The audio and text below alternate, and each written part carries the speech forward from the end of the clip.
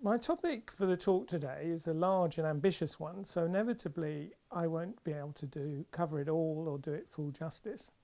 In fact, I'm going to focus on a narrow topic that's relevant to my current research, which concerns the influence of Martin Luther on the German idealist tradition, which I hope nonetheless will be of interest.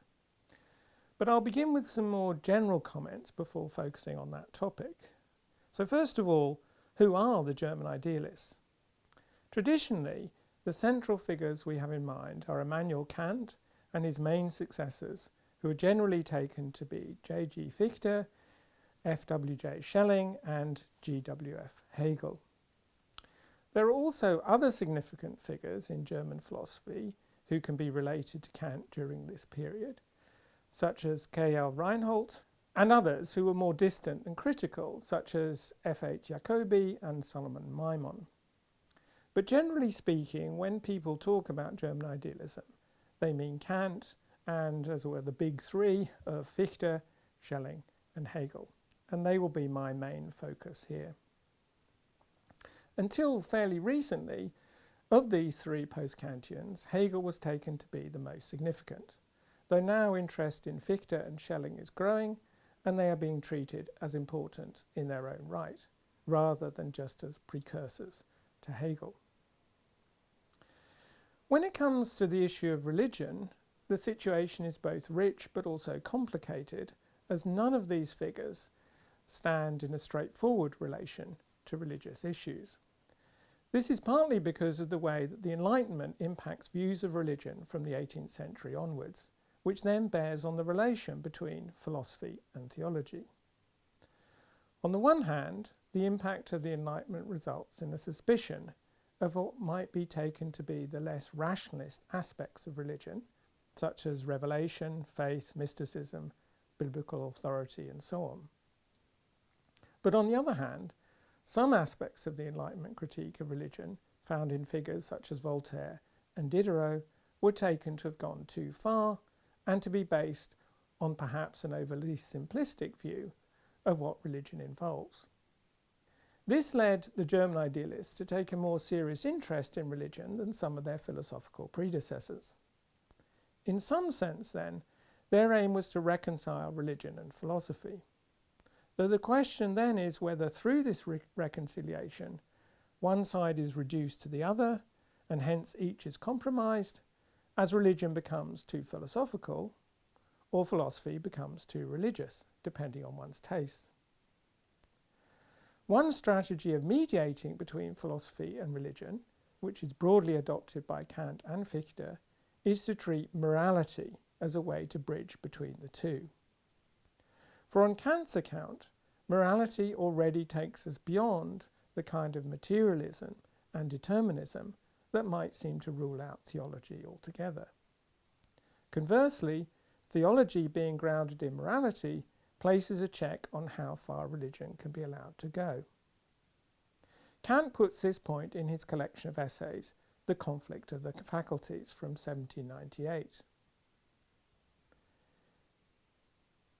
If God should really speak to a human being, the latter could still never know that it was God speaking. It is quite impossible for a human being to apprehend the infinite by his senses, distinguish it from sensible beings, and be acquainted with it as such.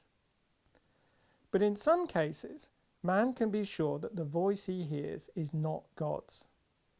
For if the voice commands him to do something contrary to the moral law, then no matter how majestic the apparition may be, and no matter how it may seem to surpass the whole of nature, he must consider it an illusion. For example, Kant feels entitled to criticize Abraham from his perspective in his willingness to sacrifice Isaac, arguing that morality should have been sufficient to undercut Abraham's response. So Kant says, we can use as an example the myth of the sacrifice that Abraham was going to make by butchering and burning his only son at God's command. The poor child, without knowing it, even brought the wood for the fire. Abraham should have replied to this supposedly divine voice, that I ought not to kill my good son is quite certain, but you, this apparition, are God, of that I am not certain, and never can be. not even if this voice rings out to me from visible heaven. Kant's central work on religion is thus entitled Religion Within the Boundaries of Mere Reason, where again those limits are broadly set by a rationally grounded moral framework, which still leaves some space for religion, a space that itself is opened up by placing limits on theoretical reason. Kant had explored these limits in his so-called transcendental idealism, where knowledge is confined to appearances beyond which lie things as they are in themselves. In this sense, then, Kant can claim to, quote, deny knowledge in order to make room for faith, as he famously puts it in the Critique of Pure Reason. That is, he claims that religious belief in God, freedom and immortality have a strictly moral basis, and yet adopting these beliefs on moral grounds would be unjustified if we were in a position to rule them out using theoretical knowledge. But because in fact this theoretical knowledge is itself limited in a way that his transcendental idealism explains, space for these religious beliefs remain if grounded in practical reason instead. Thus, belief in God and a future life is on Kant's account a, quote, postulate of practical reason. Like Kant, Fichte also approaches religious issues from a broadly moral perspective. Indeed, Fichte's early work, an attempt at a critique of all revelation, 1792, was so close to Kantian doctrine that in its first printing, where the author's name was omitted, it was assumed to have been written by Kant himself. Fichte's later text, in which his view is developed further, is entitled On the Ground of Our Belief in Divine World Governance, 1798, and was to spark the famous atheism dispute in which his career was then embroiled. Fichte argues here that our awareness of the moral law constitutes the real ground for having faith that a moral order governs the world, which is what religious belief really amounts to from a philosophical perspective. This was a minimal enough conception of religion to generate the charge of atheism, from which Fichte's career never really recovered. Turning now to Schelling and Hegel, the issue is broader and more complex, for although the relation between religion and ethics is also very important to them both, arguably they are also interested in wider issues including metaphysics and epistemology, as well as the history of religion and the differences between various religious faiths, though for both Christianity was the highest form of religion. Schelling's position is hard to summarise, partly because he supposedly changes his outlook and methodology over time, although now scholars see a greater continuity in his work. Putting things rather crudely, Schelling's position centres on the question of why there is something rather than nothing, to which a creative absolute is the answer. But this then raises the question of how much room that absolute can leave for human freedom without undermining its absoluteness, which obviously has an analogue in the traditional theological question of how much room for human freedom can be left by an omnipotent God. It also raises the question of how much this creative act can be understood from a human perspective, or whether there will always remain a contingency to being that cannot be grasped or encompassed by reason. This then leads to Schelling's well-known distinction between negative and positive philosophy. The negative system of philosophy explains the logic of being, but only once there is a world there to be explained. But it does not explain why there is a world at all, but merely reconstructs the necessary structure of being in thought. Instead, Schelling argued, we must adopt a positive philosophy, which does not try to make sense of the manifest world by beginning with reason, but must begin with the contingency of being and try to make sense of it with the reason, which is only one aspect of it. To a significant extent, Schelling's thinking here is developed as a response to Hegel and in contrast with Hegel's views. For having been close collaborators at the early part of their intellectual careers, when in fact Schelling was more successful despite being junior to Hegel, they went different ways from around the time of Hegel's Phenomenology of Spirit of 1807 onwards, in which Hegel appeared to be critical of Schelling's idealism in that text, for example, characterising it as a night in which all cows are black. After that, their trajectories diverged, and in the period when Schelling survived Hegel after the latter's death in 1831, Schelling became particularly explicit in his critique in well-known lectures that he gave in Munich and then Berlin. One issue between them was broadly the question of religion, on which Hegel's position remains a matter of dispute due to its dialectical complexity, which attempts to do justice to both sides, namely those who want to take religion seriously and those who seek to go beyond it. Thus, on the one hand, Hegel is critical of what might be seen as the first phase of the Enlightenment's response to religion, which was dismissive and hostile in what can be viewed as a rather crude and simplistic way, much like Richard Dawkins in our day. So, for example, in his discussion of the Enlightenment and of faith in the Phenomenology, Hegel brings out that much of the Enlightenment's critique is based on a limited view of what it is that the religious believer holds.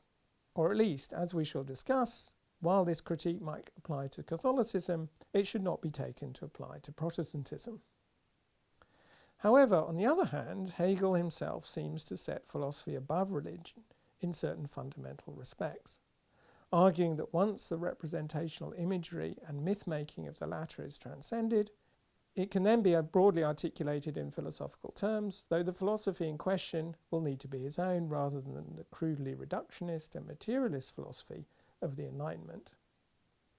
It is this claim for the ultimate authority of philosophy over religion that perhaps puts Hegel closer in his own way to Kant and Fichte than to Schelling, who wished to challenge that authority. Though Hegel never doubted the importance of religion to the lives of most people, or the historical value of the religious tradition, particularly Protestant Christianity. So, having sketched this broad context in the rest of the talk, I'd like to continue by concentrating on the relation of Martin Luther to this tradition, which may help to bring some of these issues into greater focus. My aim here is not to deal with their response to various matters of Lutheran theology, such as debates concerning the Eucharist or predestination, but to briefly consider how far the broader framework of Lutheran thinking formed the context for important aspects of the German idealist philosophical views. All four were operating in a broadly post-Lutheran context, where Schelling and Hegel were trained together at the Tübingen Theological Seminary, while Kant's upbringing was within Pietism, and Fichte began his studies as a theology student at Jena. So, as of course would be pretty normal at the time, broadly Protestant religion formed a fundamental part of their intellectual context, against which they were thinking. I will focus on the following themes. First of all, theology, philosophy, and the limits of reason. Secondly, the theology of the cross. And thirdly, the bondage of the will and the freedom of the Christian. So first of all, theology, philosophy, and the limits of reason. At first sight, it might seem surprising to claim that Luther has any considerable influence on a philosophical tradition like German idealism, given his apparent hostility to philosophy and to philosophy's key faculty, namely reason. Notoriously, Luther characterises reason as the devil's whore, as, quote, it can do nothing else but slander and dishonour what God does and says. And he is consistently critical of philosophers and philosophy, particularly Aristotle and the scholastic tradition that was influenced by him, in opposition to the Catholic tradition and figures like Aquinas, who made Aristotle central. It might therefore be expected that any philosophical system, like German idealism, would find Luther problematic. However, my suggestion here is not a new one. For example, the exiled Jewish-born German poet and essayist Heinrich Heine wrote in his On the History of Religion and Philosophy in Germany in 1835, The religion which we enjoy in Germany is Christianity. I will thus have to explain what Christianity is, how it became Roman Catholicism, how from that Protestantism emerged, and from Protestantism, German philosophy. Heine refers to Luther's famous response to his accusers at the Diet of Worms in 1521, where it seems doubtful that Luther actually said the apocryphal, "Here I stand, I cannot do otherwise," but he is recorded as saying the following: "Unless I am convinced by the testimony of the Scriptures, or by clear reason, for I do not trust either in the Pope or in councils alone, since it is well known that they often erred and contradicted themselves, I am bound by the Scriptures I have quoted, and my conscience is captive to the Word of God. I cannot and will not retract anything, since it is neither safe nor right to go against conscience." Heine summarises Luther's view here as follows: "My doctrine can only be refuted by means of pronouncements from the Bible or on rational grounds," which Heine then glosses as follows: "In saying that his teachings could be contradicted only by the Bible itself or by means of rational argument, Luther granted human reason the right to explain the Bible, and reason was thus acknowledged as the highest judge in all religious controversies. Thus arose in Germany what is called freedom of the spirit, or by another name, freedom of thought. Thinking became a right, and the authority of reason became legitimate.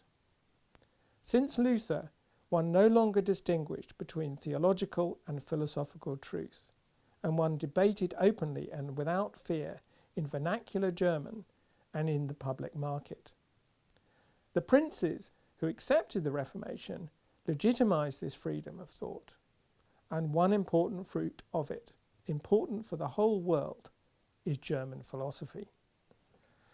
Heine then traces the, quote, philosophical revolution which emerged from Luther's religious one, and which indeed is nothing other than the logical conclusion of Protestantism, a revolution which he follows through from Descartes via Leibniz, Lessing and other figures to the German idealists. Now Heine is here speaking for one option which was quite commonly held after the Enlightenment, namely that Luther in general should not be seen as instituting his theology as an obstacle to philosophy.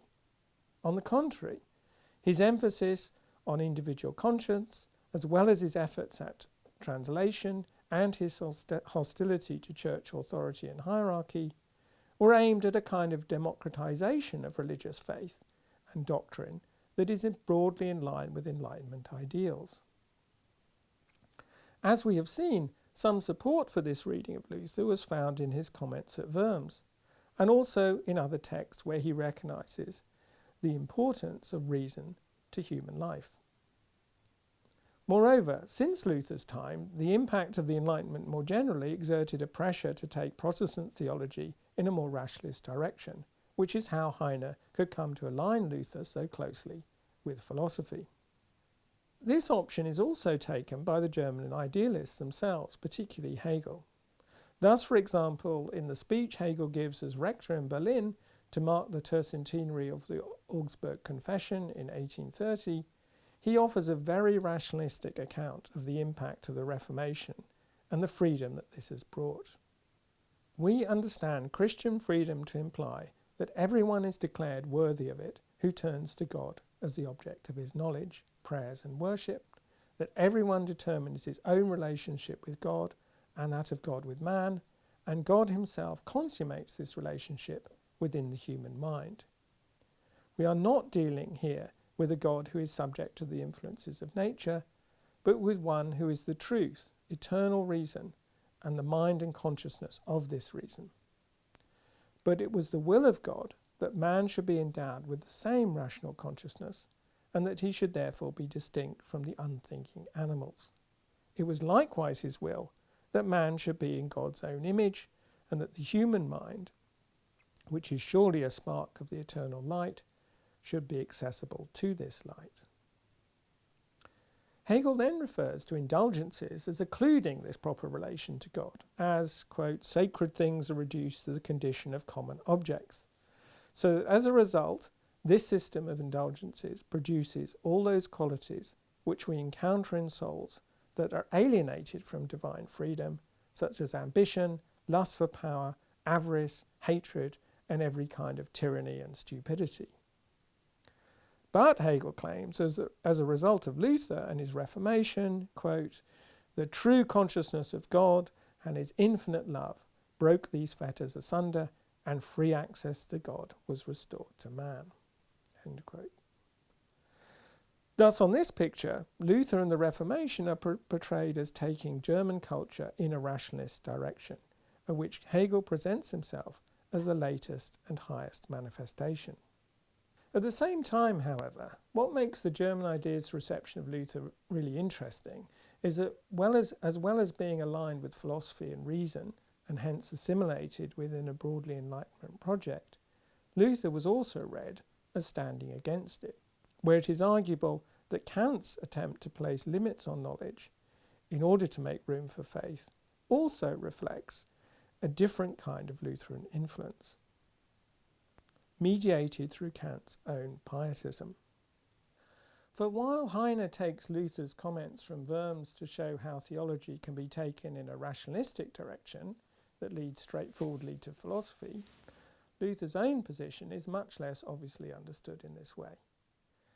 Thus, while Heine overlooks what Luther says about Scripture and just focuses on his comments about reason, this is to overlook the priority Luther would want to give to Scripture over reason with his doctrine of sola scriptura. Heine, and arguably also Hegel, thus miss the way Luther also challenges reason and hence philosophy in his work at a theological level. But at the same time, this side of Luther's legacy arguably also finds its way into German idealism too, in the way that Kant also puts a check on rationalism, though of course he differs from Luther in not basing this check on any appeal to Scripture. Nonetheless, I think it's possible to argue that both these sides of German idealism can be traced back to this two-sided influence of Luther on German thought. Now, then, a second Lutheran theme that can, I think, be related to German idealism is his key distinction between the theology of glory and the theology of the cross, a distinction which appears first in the central early text, the Heidelberg Disputation of 1517. This distinction is fundamental to Luther's so-called Reformation breakthrough and his attempt to overturn key assumptions that he saw in Christian thinking of his time, which he characterized as a theology of glory. Luther sets out the distinction in the following theses from the Disputation. Thesis 18, it is certain that one must utterly despair of oneself in order to be made fit to receive the grace of Christ. 19, that person does not deserve to be called a theologian who perceives the invisible things of God as understandable on the basis of those things which have been made. Romans 1:20. Thesis 20. The person deserves to be called a theologian, however, who understands the visible and the backside of God. Exodus 33:23, seen through suffering and the cross. Thesis 21. A theologian of glory calls evil good and good evil. The theologian of the cross calls a thing what it actually is. In Thesis 18, Luther is making the central claim that it is not through works and one's own efforts that one can earn divine salvation. Rather, it is only when one gives this up and turns to Christ in despair that one will see how divine forgiveness makes this salvation possible. To gain this insight, however, means to no longer be a theologian who attempts to understand God in the light of his creation, in which God is said to show his power and glory. Thesis 19. Instead, it is Christ's suffering that is central, in which God conceals himself in suffering and humiliation. Thesis 20. And yet, it is in this concealment that God reveals himself to us, not as the powerful judge, but as the caring Redeemer, so that through the first inversion, the theologian of the cross, in the end, sees the situation the right way up, thesis 21. And out of despair comes hope.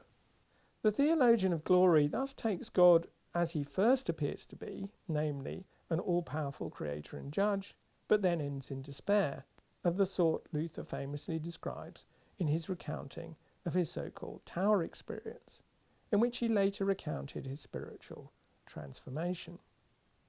I couldn't be sure that God was appeased by my satisfaction. I did not love, no, rather I hated the just God who punishes sinners. This was how I was raging with wild and disturbed conscience. But through that despair, Luther argues, the theologian of the cross comes to see God in a radically different way, as revealed in the figure of Christ, who is God hidden in suffering, as he says, which seems contradictory to the theologian of glory, but which, once grasped, is the way out of this despair. For now the relation to God is no longer one of justice, but of grace and forgiveness. Put this way, I hope it might be clear how there is a fundamental sense in which this structure resembles the kind of dialectical thinking we associate with a figure like Hegel.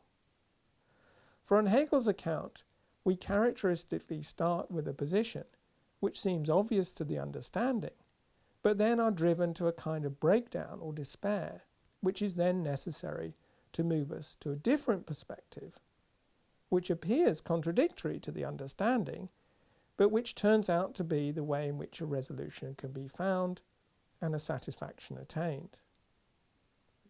This then makes the stage of suffering essential to properly grasping the final resolution, which would have made no sense at the outset. Thus, just as Hegel recognizes in a Lutheran manner that a theology of the cross must face up to God's judgment before it can feel the full force of God's forgiveness, so he argues that thought must go through the contradictoriness of dialectical thinking before the higher resolution of reason can be attained. We must now add that the principle of the dialectic, in the same objective sense, corresponds to the notion of God's might. We say that all things, i.e. everything finite as such, come to judgment, and in that sense we catch sight of the dialectic as the universal, irresistible might before which nothing can subsist, however firm and secure it may deem itself to be.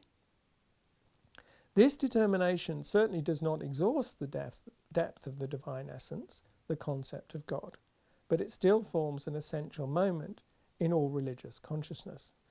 As his famous characterization of the phenomenology as a way of despair suggests, Hegel arguably learns from Luther's theology of the cross about the significance of the negative as a vital step on the way to a higher grasp of the truth, where for Luther it is only in this despair that the theology of the cross makes the deeper positive truth of Christianity really clear.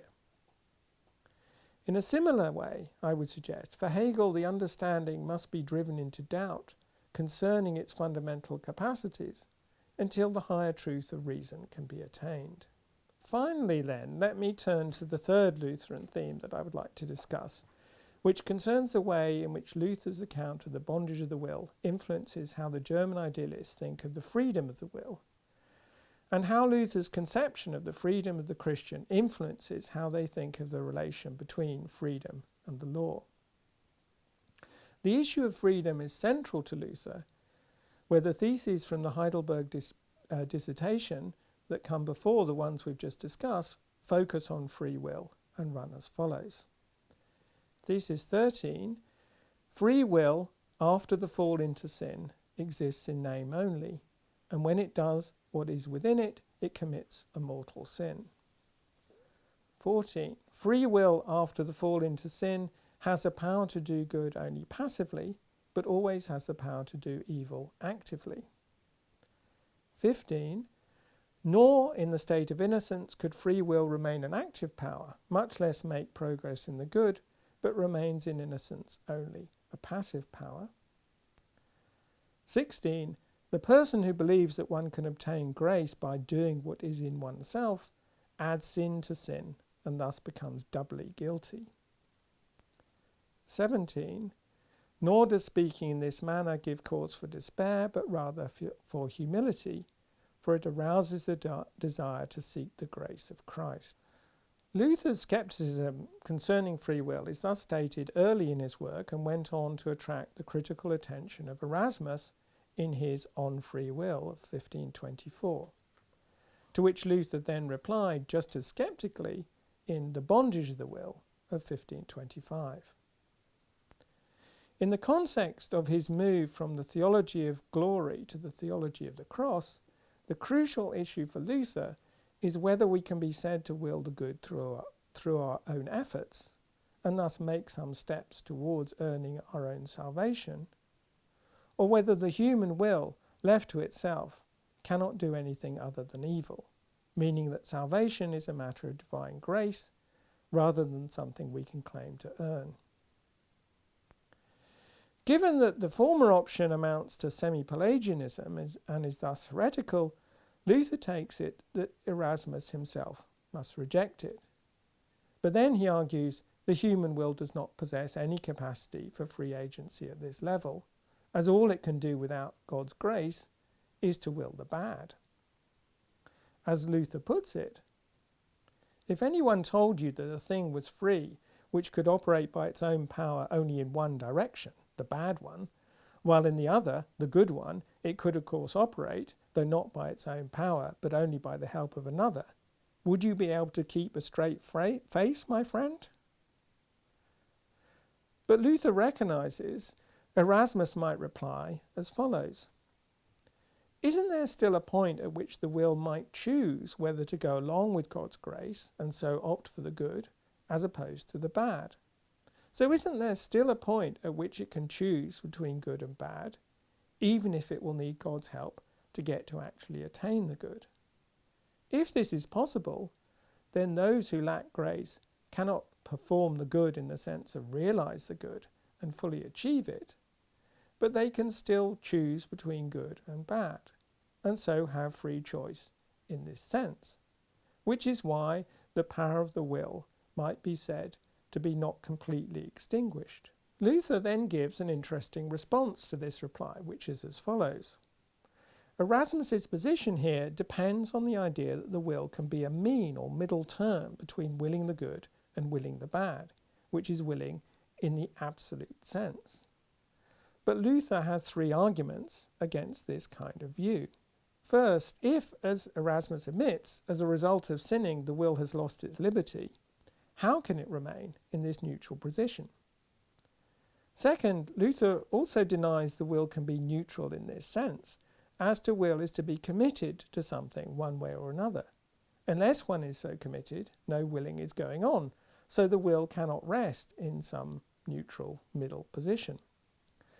As Luther puts it, nor again can desire and endeavour be a merely abstract willing, since desire must strive and endeavour in some direction, towards the good, for instance, and cannot either be a movement towards nothingness or a mere inactivity. And finally, Luther argues, this supposedly neutral position between good and bad is not really normatively neutral, as if one is not willing the good, one is willing the bad. As he says, it is moreover a mere dialectical fiction that there is in man a neutral and unqualified willing, nor can those who assert it prove it. The truth of the matter is rather, as Christ says, he who is not with me is against me. He does not say, he who is not with me is not against me either, but neutral. For if God is in us, Satan is absent and only a good will is present. If God is absent, Satan is present and only an evil will is in us.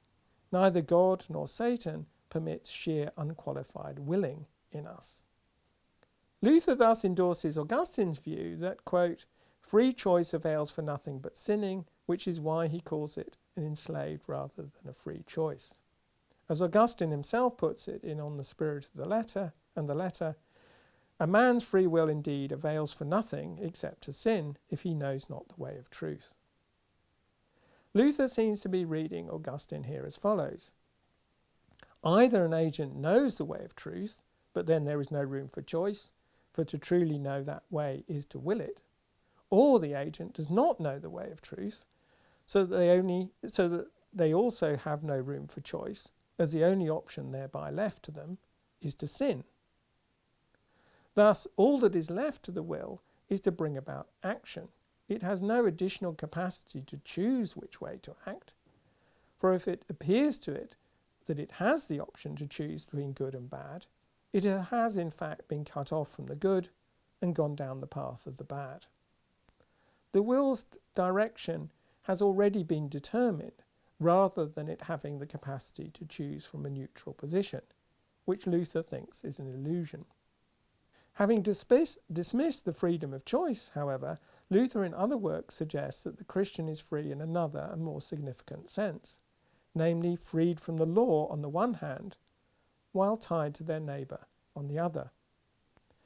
This shift in perspective is captured by Luther's famously dialectical claim in The Freedom of the Christian. A Christian is a perfectly free lord of all, subject to none. A Christian is a perfectly dutiful servant of all, subject to all. By this, Luther appears to mean that on the one hand, the Christian is freed from following the law in an instrumental manner and out of fear for its penalties. On the other hand, the Christian is thereby freed from their self-concern and open up to the needs of their neighbour, who they serve in love. Thus, there is a place for this conception of freedom in Luther's conception, as to be free is to be freed by love from the constraining effect of law, while at the same time freedom does not involve the agent in making choices from a supposedly neutral standpoint. Now, I think it is possible to argue that both these thoughts find their way into German idealism and can be found in debates over Willkür on the one hand and the relation between law and love on the other. The issue of free choice, or Willkür, can be seen to be fundamental to Kant, Schelling and Hegel. In Kant, it becomes the question of whether the free agent who follows the moral law has a capacity for choice, or whether freedom just consists in following the moral law. But then, without this choice, is it really freedom? Concerns raised by Reinhold to Kant clearly relate to these issues. Likewise, Schelling's discussions of freedom also raise questions whether a freedom of indifference based on choice really amounts to freedom. And Hegel is sceptical about the significance of Willkür and follows Luther in instead linking freedom with a kind of necessity. Thus, as Hegel puts it in The Philosophy of Right, the ordinary person thinks he is free if it is open to him to act by exercising free choice. But precisely this free choice means that he is not free.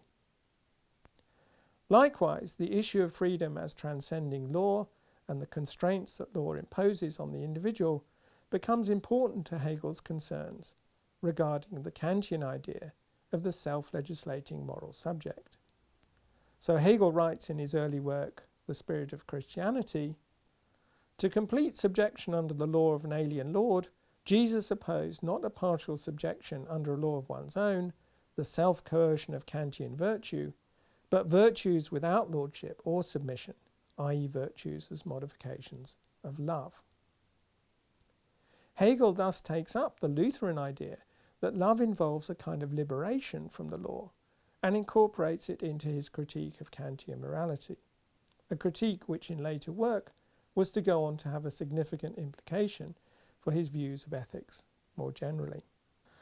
So, in conclusion, we've seen that in considering the large topic of the relation between philosophy and religion in German idealism, there is arguably an interesting case to be made for the impact of Luther, in particular, on this tradition, though this is an impact that remains interestingly complex and many-sided, in having both negative aspects of resistance to Luther as well as positive aspects of taking up his views. And at the same time, each of the German idealists responded to Luther in different ways. Moreover, each of these themes flow out beyond the context we have discussed into later philosophical arguments and disputes. For example, On the first issue of theology, philosophy and the limits of reason, here one can think of contemporary debates between reductionist views of religion, such as Dawkins, on the one hand, and broader conceptions of the divine in contemporary theology. Secondly, on the issue of theology of the cross, this arguably follows through into the role of despair and anxiety as turning points in Kierkegaard and existentialist philosophy. And thirdly, and finally, on the bondage of the will and the freedom of the Christian, this can be related to contemporary debates about whether freedom consists in willing versus understanding, as reflected, for example, in Iris Murdoch's question, how is freedom compatible with the authority of the good? Definitions and revelations of the good seem to preclude the spiritual value of free adherence. In this sense, the questions raised by the German idealists within this Lutheran tradition remain fundamental to philosophy and theology even today.